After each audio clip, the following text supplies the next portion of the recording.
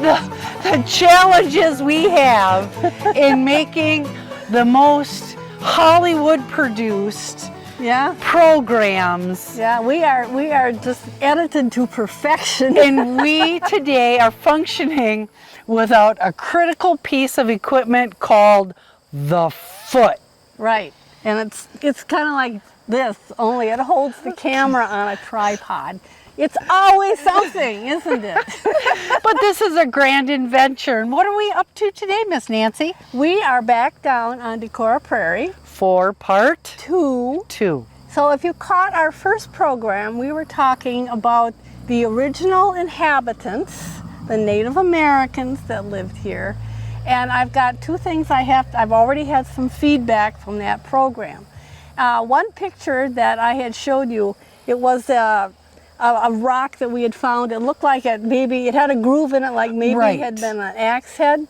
My uncle saw that picture and he said what that actually was, he was pretty sure, it was a weight for a fishing net. Oh, okay. Yeah. That would make sense. Yep. He said the Ho-Chunks used fishing nets for fishing and they would weight them down. And he said in Lake Mendota in Madison, not too long ago, they found an old sunken, like a canoe. Wow. And it was full of these fishnet weights and it looks just like that. So that's probably cool. what it is. So and it was probably used down on the Black. Probably, yeah. The Black River, which is a stone's throw, literally, with a good arm. Yeah. Away really from the Decorah Prairie. Now the other thing was I showed Mary and our viewing public my most precious, little object, and that was that little arrowhead with the speckles in it. Yes. All right, my brother saw this show and he says, no, it wasn't me that found it, it was him. Now we have family conflict on the history files. This is not allowed. Public, we want peace and harmony, serenity in the neighborhood. We're just trying to educate, not have a family feud. Well, and I said, no, because I remembered it coming out of that sand. And he said, yeah, and we must have been sitting right next to each other. Only he figures he grabbed it first or something. Did he knock you down and, pull your hair and steal it away from you because you were crying? But it might come. I get it. It might come to litigation. Litigation. Here we go. So much for peace and harmony and serenity. So now, moving on from there, today we are going to talk about the European settlers. Because they came in when the natives were already here. Right, but not in large numbers. Correct, yeah. correct. Yeah. Because we learned last time that disease was an incredible, I'm going to say exterminator. It was. Of the native populations. Right. Smallpox, simple common cold could decimate a population because unfortunately here they did not have the bugs that came in from Europe. They did not have their immunities. Even measles killed them by the thousands. By the droves, yes. So then there weren't that many people living here, and that's when the European settlers came in, and a lot of them were my direct ancestors. And today, right now, we are down at my home place, which is on the west end of Decorah Prairie. And my youngest son owns this property now, and he is the 7th generation of our family to be here. Wow. 7 generations. Yeah. He should get one of them signs. Yeah. 7 generations. We've hung on to the land. That's right. So, there you go. At least it says something for, what it was nice to live here, apparently. Yes, longevity. Yeah. So I think what we'll do, Mary, is we'll pack things up again. We'll go up the road to a place where people always like to see us, and that's a cemetery. Yes, yes. For some reason, they like it when we're in the cemetery. I wonder about that. I did have a fan share some fun stories the other day down at a local it's a local convenience store. That, our fan numbers are rising, Nancy. I think we're up to 36. I think we are. 2 more from Pigeon Falls. Right. the son and the mom who are watching from Pigeon Falls, we hope you enjoy the show as the rest of our viewers. And come take a journey with us as we learn more about the Decorah Prairie and the white settlers. And it's on the History Files.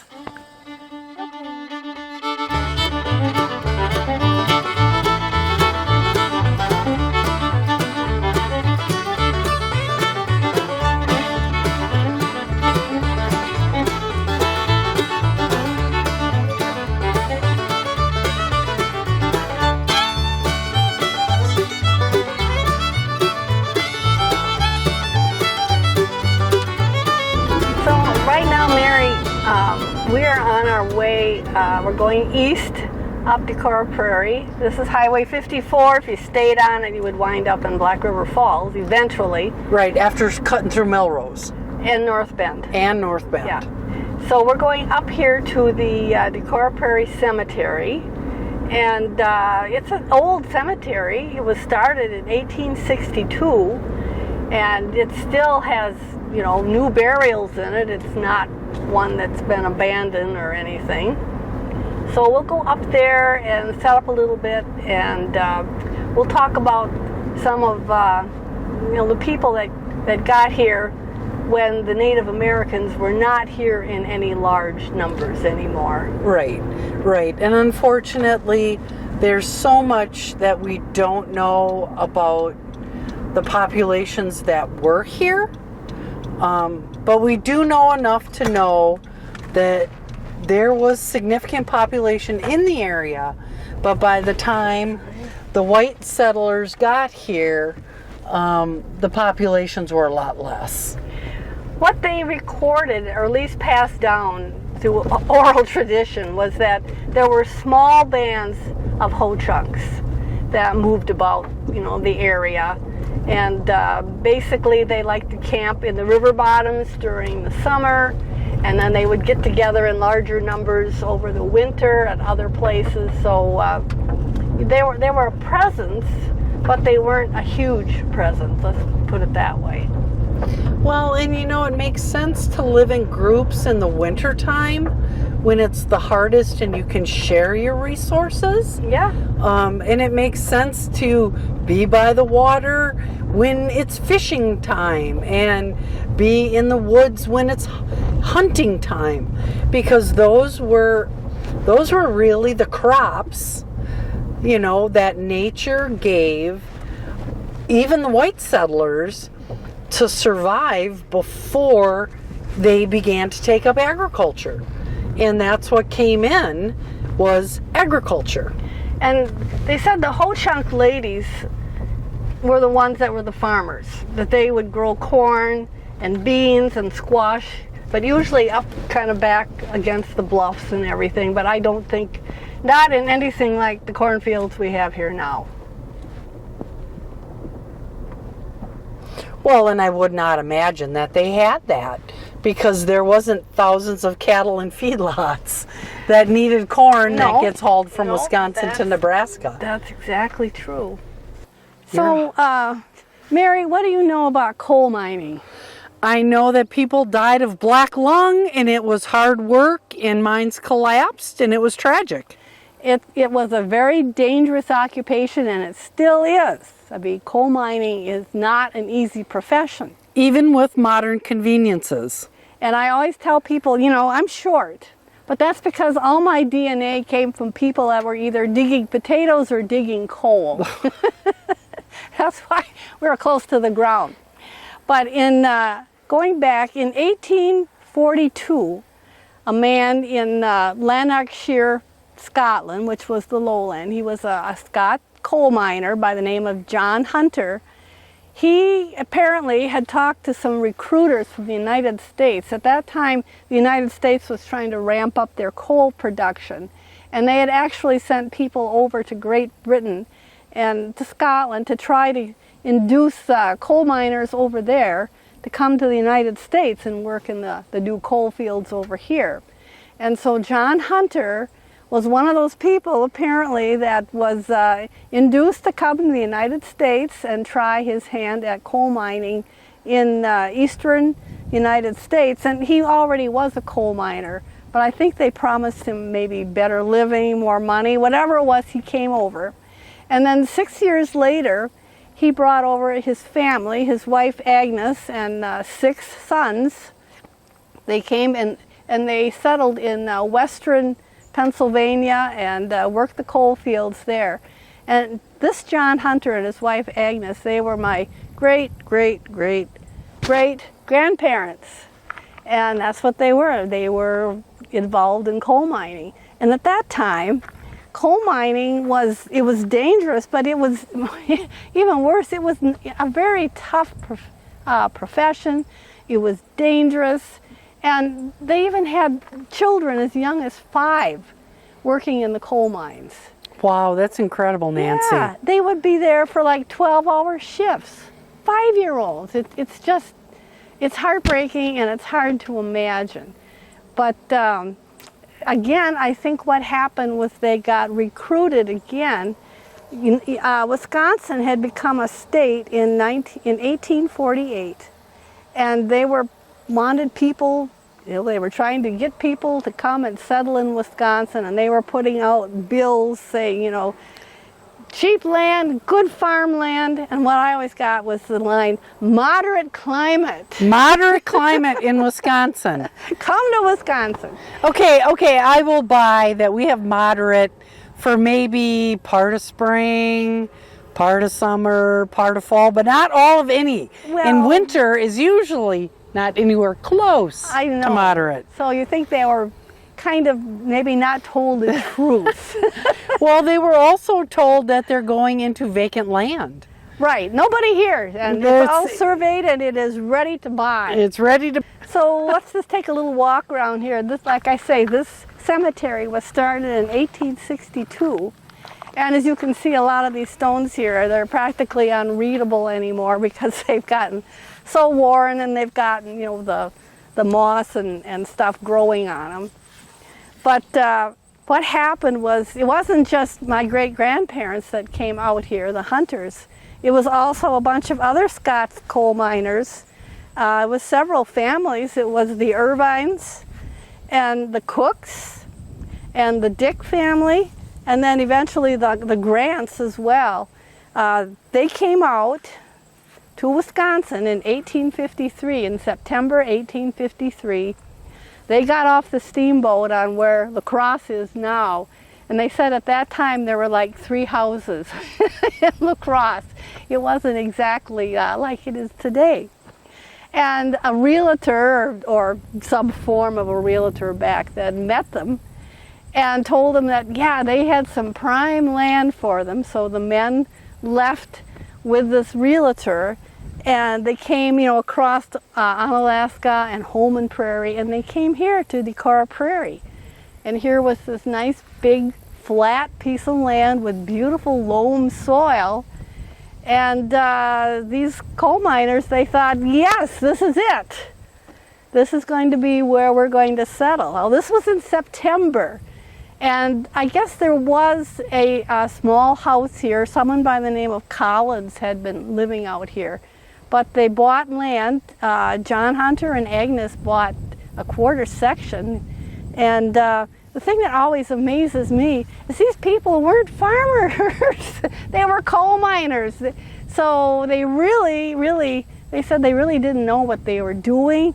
That one time they couldn't figure out what was wrong with the way they had the horse and they had the harness on upside down or something. But they stuck in there anyway. And we don't have a lot of details about what happened, that first winter. I hope it was a nice winter, but it probably wasn't. So this was 1853. The men saw this place where they wanted to settle. They went back to La Crosse. They rented wagons and loaded everything up, and they started up. They came across Holman Prairie and managed to get across the Black River. They said the women walked next to the wagons, and they came to their new home. And my family always had a real oral tradition. I grew up hearing all kinds of stories about our ancestors. I felt like I knew them. Now, do you ever do genealogy, Mary? My sister does the genealogy in the family. I would have loved to have seen them cross that Black River, Nancy. Yeah. Because I hope it was really low at that time. Anybody who has ever driven across the bridge knows that it's a deep crevasse from Yes. side to side. And Black River, you know, it's a river. This is before they had the dam, of course, at, Right. at Hatfield. And So who knows what the river was yeah, like? it always, even when I was a kid, it would shift. One day you'd be down there and be really deep, and the next day it'd be just all sandbars. Yes. But somehow they did get across the river and got here. Now, this was 1853. Trempealeau County was not a county yet. It wasn't in existence. It was still part of Jackson, La Crosse, and Buffalo. Galesville wasn't there. Galesville wasn't founded until 1854. So it wasn't like they could just, you know, run down to the Quick Trip or anything. And these were people that had not been living in a rural situation. They had been living in these coal towns, you know, with a lot of people around them. So it must have been a real challenge, to say the least. And they said the winter of 1855, 2 years later, has gone down in the history books as being, that winter, 56, 55, was supposed to be a terrible winter, that it started snowing early in November and it never stopped, and it was cold like all winter, and the snow didn't even start to melt till the next April.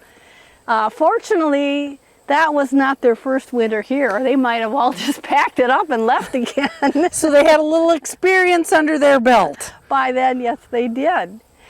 John and Agnes and their 6 sons came here and they settled, and but they didn't all stay. One son, Dugald, went to Texas because he had lung problems.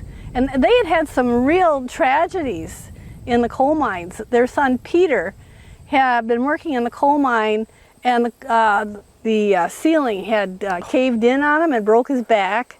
And he was an invalid for the rest of his life, never really able to walk. He could crawl a little bit, but that was all. Another son, Robert, had been burned very badly, a gas explosion in the mines. So I think they were just happy to get out of the mines. Well, and hopefully they made a successful transition to farming with, you know, that's a pretty steep learning curve on ground that you've never had access to. It is. Another thing, if you're studying my family, all the families pretty much named all their kids the same thing. There was always a John, a Walter, a Robert, an Agnes, and Isabel. And this, I can't read. There's several John Hunters. I think this was maybe John Hunter Jr. And he unfortunately was killed in an accident in 1864. There's different stories about what happened, but it sounded like it was something that at least we know it involved horses in a wagon. So he was killed, and so his wife eventually remarried a man by the name of Davidson, and it seemed to be a marriage of convenience. She said that her roof leaked, and his wife had died and had children, so people back then were very sensible, you know. They weren't waiting for Mr. Perfect to come along sometimes. Well, and the roles were defined as to who kind of did what. Well, yeah. Yeah, Yeah, and it was definitely. not an easy life, I'm sure. So one of the first things they did when they got here, actually by 1855, they had a schoolhouse up, a school district established. And I think it sounded like it had 2 different locations. At one time, it would have been on the south side of Highway 54, and later on it was moved to the location where it still is. The schoolhouse is still there, although it's a home. So they did get the school going right away. So these were all these Scots families, and they had, of course, they were Presbyterians, and they would use the schoolhouse for their religious, you know, their church on Sundays. This was before they were worried about separation of government and religion. At least, you know, they were practical about using things. Well, they only had so much. That's right. You got to utilize what you have. And there wasn't a lot of trees to build a lot of stuff down here. No. The interesting thing is most of these families down here, the original settlers, they also bought, besides their land here on the flat part of the prairie, they would buy woodlots down in the river bottoms, so they would have a place where they could go and cut wood, because there weren't a lot of trees. So education was a very important thing for the Scots, and another thing was that they really loved, these old timers, was curling. Have you ever curled? Oh, no, I have not, but that is why there is the curling club over in Centerville. That makes sense. Well, there used to be one in Galesville, too. Okay, I often wondered how that art and sport came to our area. Well, the Scots brought it, and they loved it in the winter. As soon as the ice got tough enough, the men were down there curling on the ice in the river bottoms. You know, there's pictures of them out there, and they used real old-fashioned brooms, nothing that you sent away for. And at that time, I think the brooms really were used to clear the snow and the ice, the pebbles, out of the way. And the curling stones at that time were made from wood. Most of them were made from elm instead of granite like they are now. But they loved to curl. They said they'd be out there all day. They would be curling until it got too dark and they couldn't see anymore. And then they would all quit for the day and they'd go to somebody's house and have a big meal. And afterwards they'd have music and singing and socialization. A lot of socialization. They would be reciting the poems of Robert Burns and just having a great old time. But they just loved to curl. And one of our direct ancestors, Steve Brown, was, I think he was the coach on one of the United States Olympic curling teams. Wow, that's kind of cool. Yes, and his daughter curled in the Olympics as well. So that was a tradition that was carried on. I curled when I was in high school, and it wasn't that I was that great. I wasn't that good, but it was so much fun, you know. It was wonderful. Well, it gives you something to do when it's too cold outside to do anything else. Yeah, it did. And I loved the pictures of the old timers out there curling on, real river ice and everything. I'm sure it was, they had to have a different strategy than when you're curling indoors on beautifully kept artificial ice. Now, one of John Hunter, fourth great-grandfather, his son Thomas, the youngest one, who was always called Tam because that's how you would say it with a Scottish accent. And apparently they kept their Scottish accents until they died. He married a lady by the name of Agnes Grant, and as you can see, there are Grants that are buried down here. They also came from Scotland, and some of these crossings were pretty rough. They wound up losing children and having to have them buried at sea, which must have been terrible. But Tam and Agnes married in 1863, and they went on to have 13 children. They lost, I think it was 2 of them, but 11 of them survived. And they lived, the farm is still held, their farm is still owned by direct descendants, Eric and Mary Ann Docken. And they were an interesting couple. I wish I could have known Agnes, or Ag, Granny Ag they always called her. She was supposed to be just a really nice person. She was a midwife.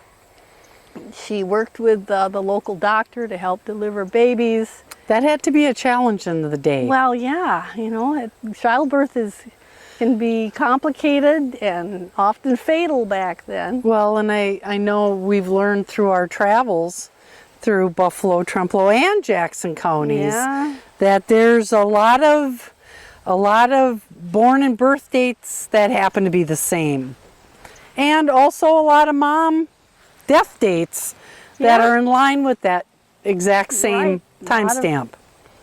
A lot of women didn't, make it out of childbirth. I guess my favorite story about Grandma Egg, was that one night in the fall, a small band of ho-chunks came to the farm and set up their tents in what would be the front yard.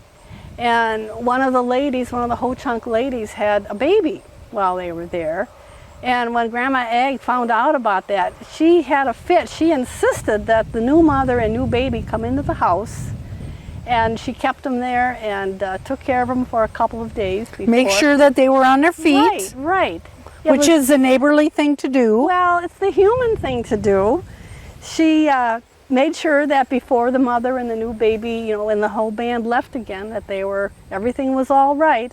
And they said that every year after that, when the Ho-Chunks came by, they would stop by the farm and they'd leave them little things, like maybe a duck, they said, all ready to eat, or a basket or some beadwork. A gratuity. Yes, and I always thought, well, that was a nice story. Yes. Yeah. So I wish I could have known her. They said she was a very nice lady, and her husband, Tam, like I said, they had the 11 children.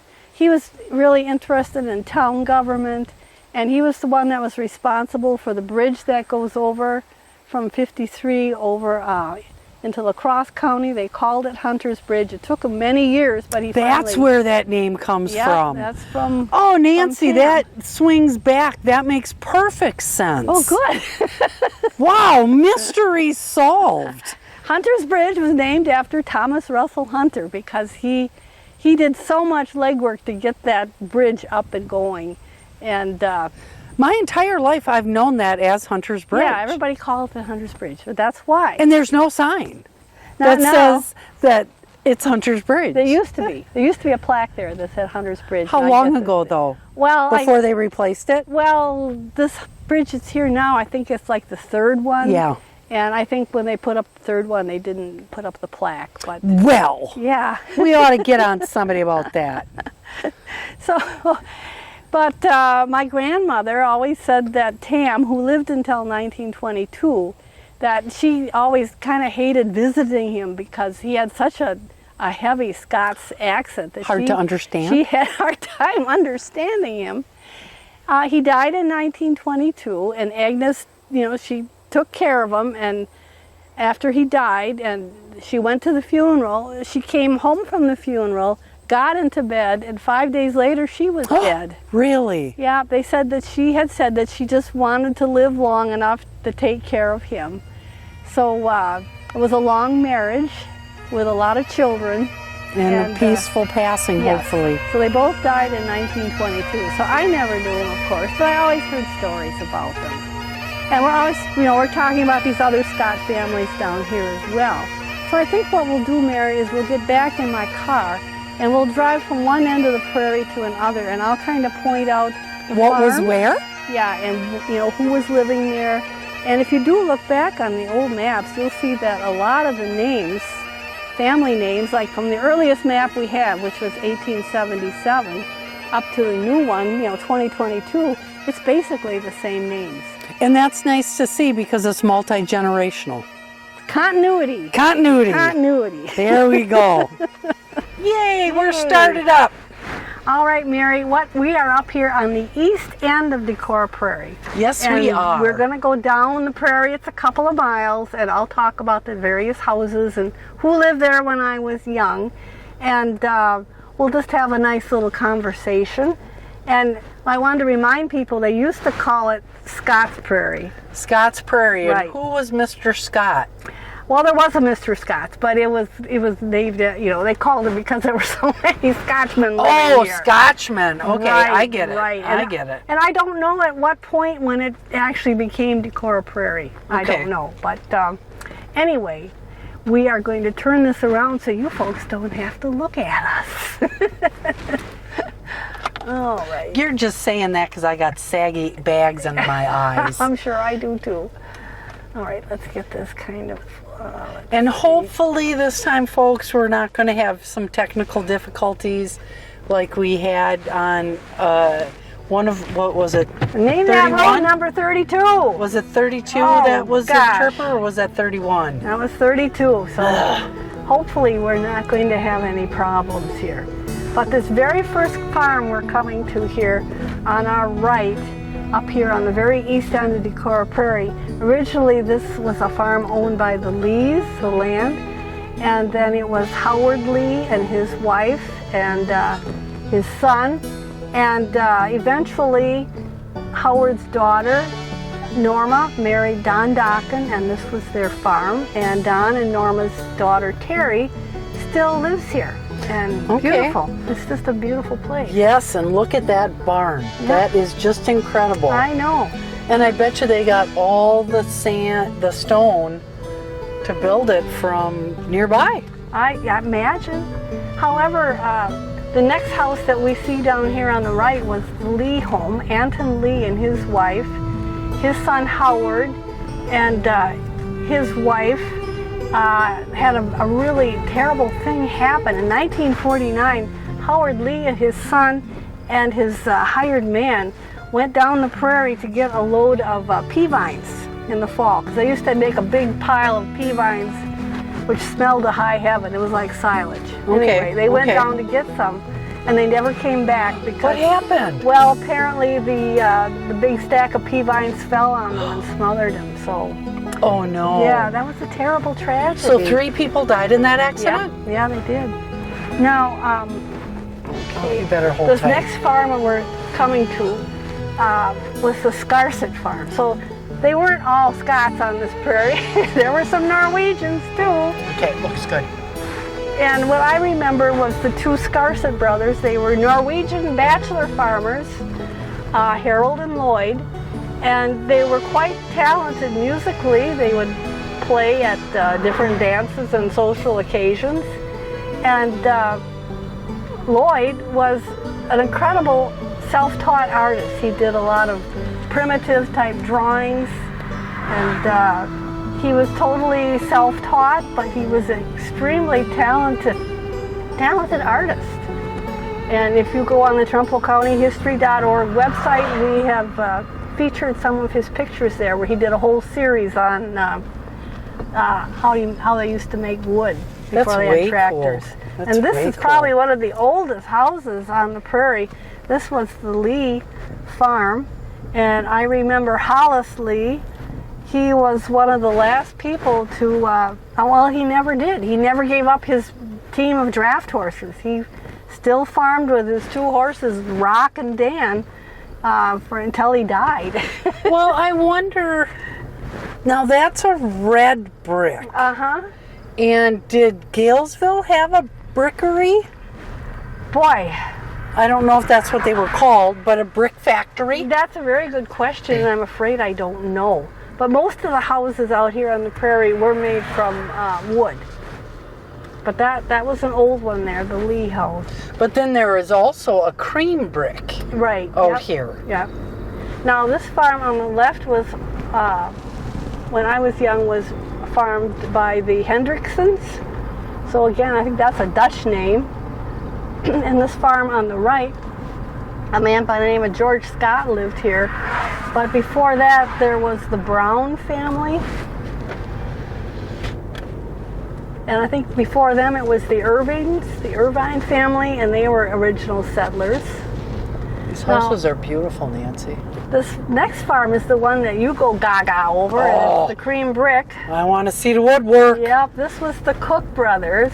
And you know there's 3 stories. My mother worked here as a hired girl one year as a teenager. Oh, wow, cool. And at that time it was the widowed mother and her 2 sons, Harold and Leighton. And neither of them ever married. And beautiful house. And now, since the mother and the 2 brothers have passed away a long time ago. And but it was a beautiful house. And I remember the 2 Cook brothers only seeing them in the distance. They were, I won't want to say reclusive, but they weren't real social either. Now if you look down this long driveway here, that was the Oliver farm.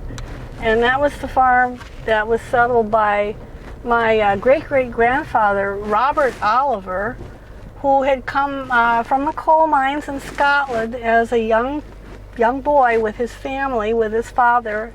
And he was a pretty interesting guy, Robert Oliver.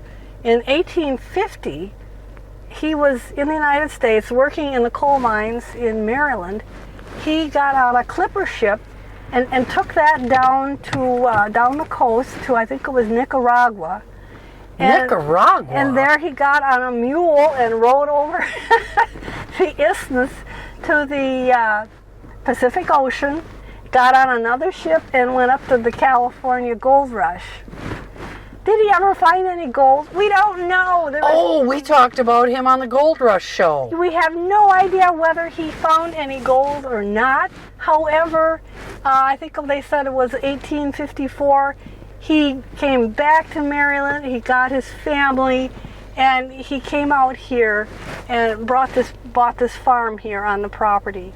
And they always called him. There was another Robert Oliver, a cousin that married and lived up closer to North Bend. And so to keep the two separate, they had, in Scots they called them Rab. There was Long Rab and Skinny Rab, and he was Long Rab. That's hilarious. Yeah, and they had a big family, and every picture I've ever seen of him, he was smiling. And back in those days, most people did not smile for. Well, it was a hard thing to pictures. do. No, but everybody was also smiling. serious, right? I think he must have been a real pleasant person. They said he had beautiful penmanship, and that he would write letters and things for people. Now I wonder, because I think this house, was this a brick house or was this clap-sided? This is always wood.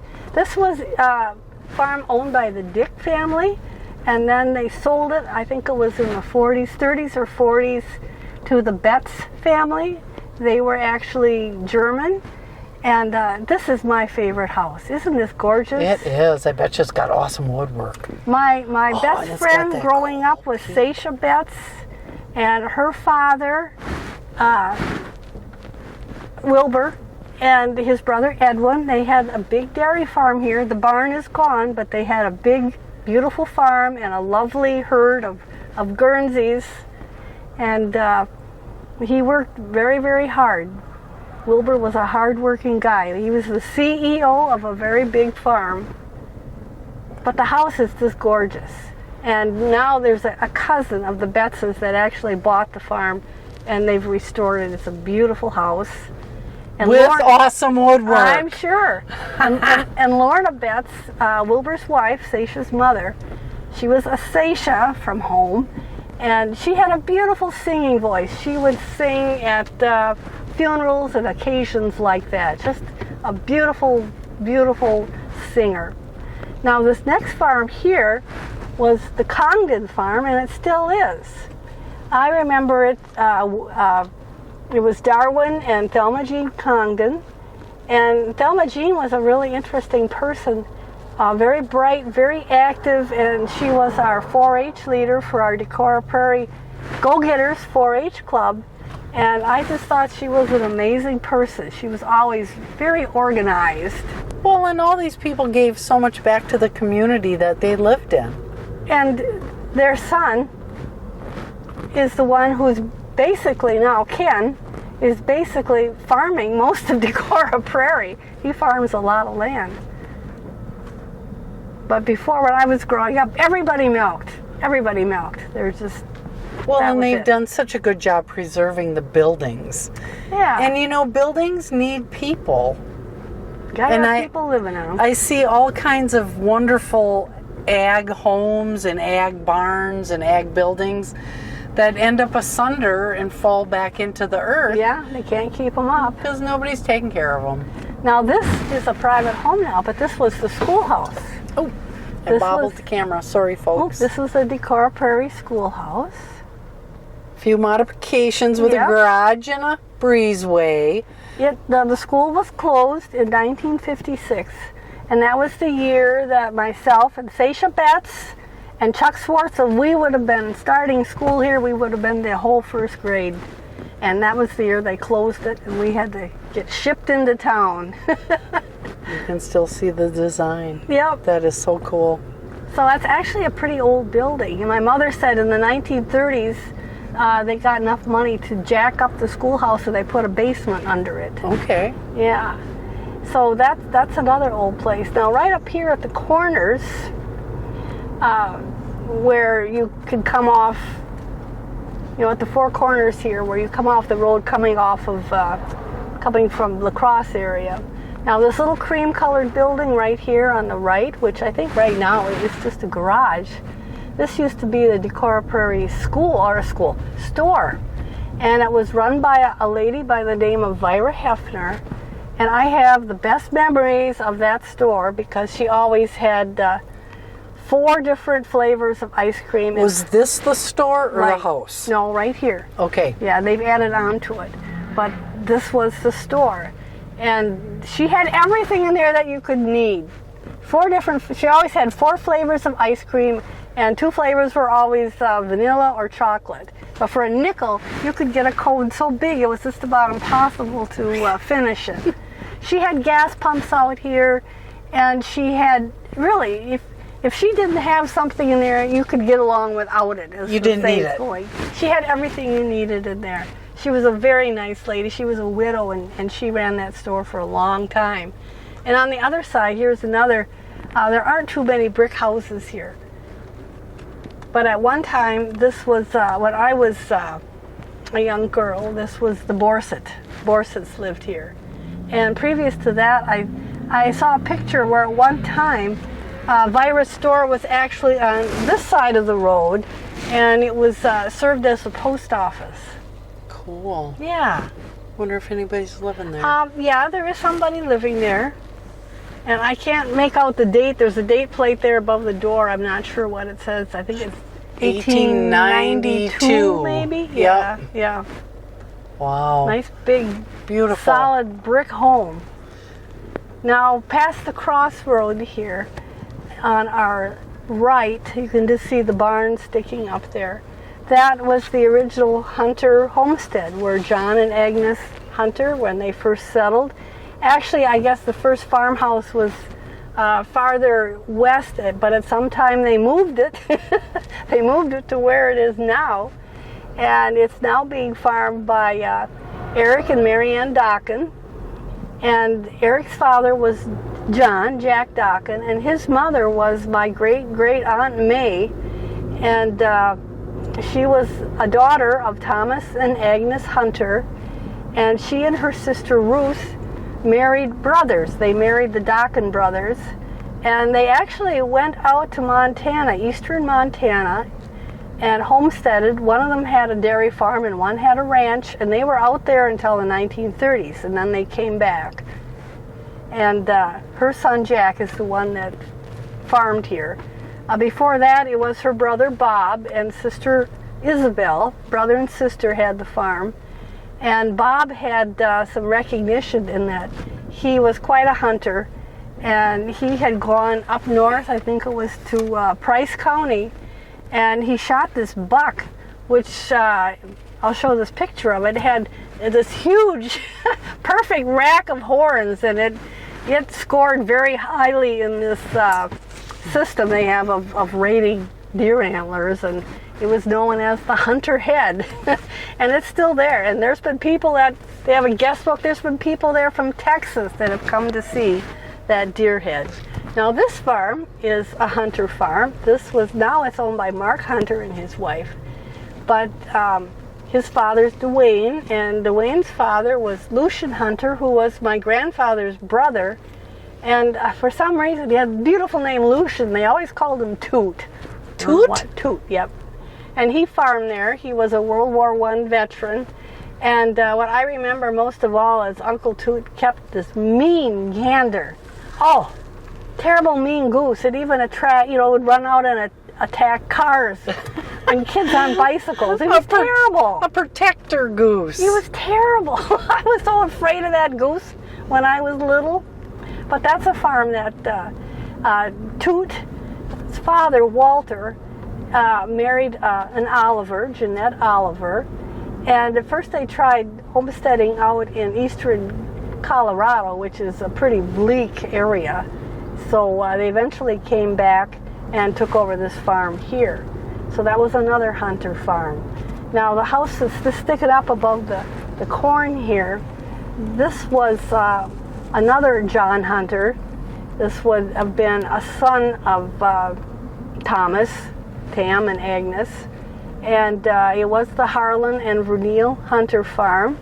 And Harlan has passed away, but Vernil is still here. And last year she celebrated her 100th birthday. and she's still here. So I think that's pretty amazing. That is awesome. And up here ahead is this is where I grew up. This was actually a part of my grandfather's farm. And my mother, Joyce, met my father in Arizona in World War II. They were both in the Air Force, the Army Air Force. She was a nurse, he was a pilot. And they eventually came back here to Wisconsin. And my grandfather gave him this piece of land to build a house on. So that's how I wound up here anyway. And That's Aaron, pretty cool. Yeah, Aaron has the farm now. And like I say, he's the 7th generation. And he is a beekeeper. A very, very hardworking beekeeper. Beekeeping is a challenge. The more I learn about it, the more it's like... a lot of work. It is a lot of work. It's like having dairy cows. Now this next farm on our right, this was my grandparents' farm. And my grandfather's name was William. But everybody called him Kinner because his middle name was McKinley. He was William McKinley. And he was always called Kinner. He and my grandmother milked about a dozen cows by hand, and he was also a cream hauler. So he was pretty busy. He was, that's what my grandmother said got them through the Depression, was being able to... multitask? Yeah, it was and that was what they had, the milk was in cream cans, and you had to lift up those... Heavy cans. Yes. This was the Davidson farm. And when I was young, it was Dorothy Davidson had married Harold Schwartzoff, and they had a family of about, let's see, I think it was 5 or 6 kids. And they both passed on, and now it's owned by somebody else, but it's beautifully kept, and that was the Davidson farm. And then here we have the end. Well, to a degree. Yes, we'll make a circle here. If you haven't watched our Decorah Prairie Part 1, was when we talked about the original inhabitants and about the incredible effigy mounds that used to be over here above on the banks of the Black River, which are all gone, unfortunately. Plowed under by time and agriculture. And not just agriculture, it's also when they put in this road, that's when they really they vanished anyway. I always wonder when they're going to make this 4. It's a busy road, isn't it? It's a very busy and dangerous road. Yes, it is. But the soil over here was a little sandier. And the farms over here, there was a Shonut and a Weldy, different people. And all the original farmers here had woodlots down in the bottoms here, so they had portions of land where they could go and get wood to burn because there weren't a lot of trees. No, and that's one thing it's somewhat deceptive because this didn't have a lot of trees. Right. This was burned, and it was prairie, tall grass, and it was very different landscape than what it looks like today. So let's just go ahead here and we'll go over Hunter's Bridge. Just go the other side, turn around, and come back. That was the bridge that was named after Thomas Hunter, my great-great-grandfather. The original bridge was actually farther upstream here a little bit. And it was quite narrow. That's how they built them in those days. And then they moved it downriver. I think it was in the 1928, 1929, they built a bridge down here instead of up there. And this is actually the 3rd bridge. There was a bad accident here, a couple of them. One, I remember it was closed for most of the winter because, as you can see, as you approach the bridge, you come down a hill. And it used to be a lot steeper than it is now. Yeah, they shaved off quite a few feet. Because there were a couple of semis that didn't make the entrance onto the bridge and took out, several spans. But as you can see, it has been replaced. And right here on the right, it used to be a tavern and dance hall called Oak Point. And a lot of people spent a lot of time dancing here, including my mother. But it's been a ceramic shop for about 35 40 years. Yeah. And there used to be a ferry run by a family by the name of Gordon that lived on the other side of the river. That was Gordon's Ferry, and that was put out of business when they put up the bridge anyway. Well, you don't need a ferry if you have a bridge. Nope. Now, on the right here now, there is a campground. I think it's called Champions. Yes. Yep. And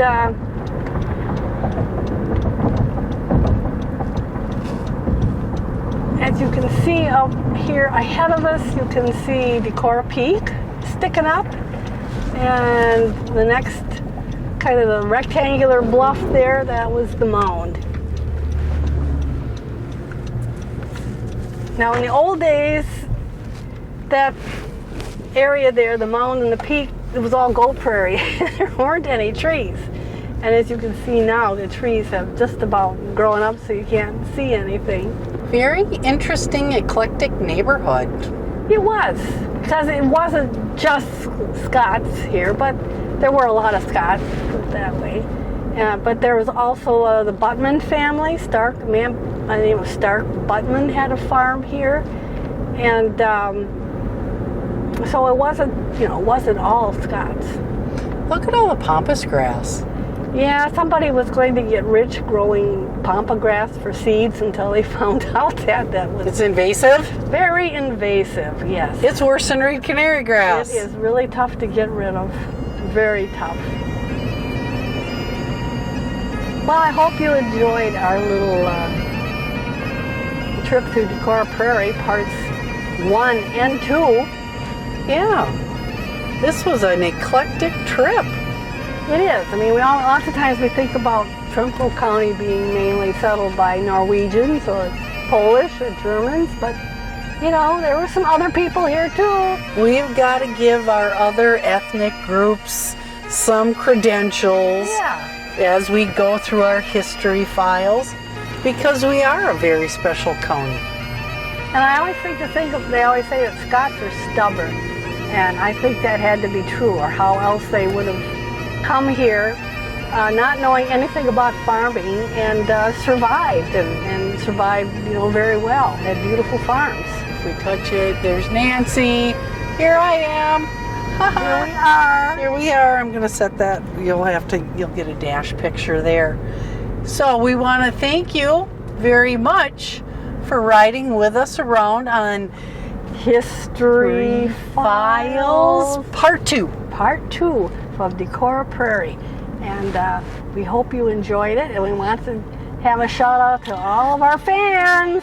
Thank you for watching, and we'll see you next time on the History Files.